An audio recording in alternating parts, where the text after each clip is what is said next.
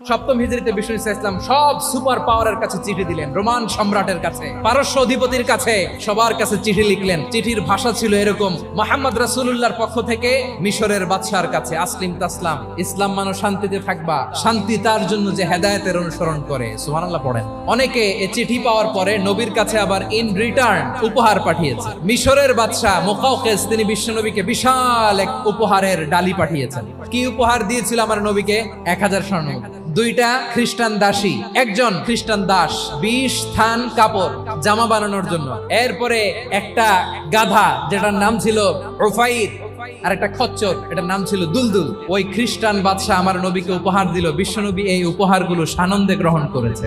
অনুরূপ ভাবে পারস্যের বাদশা, রোম সম্রাট বিশ্বনবীকে উপহার পাঠিয়েছেন। আমার নবী সবগুলো উপহার, গিফট গ্রহণ করেছেন। তাহলে অমুসলিম কেউ যদি আপনাকে উপহার দেয়, হালাল উপহার হলে আপনি গ্রহণ করতে পারবেন।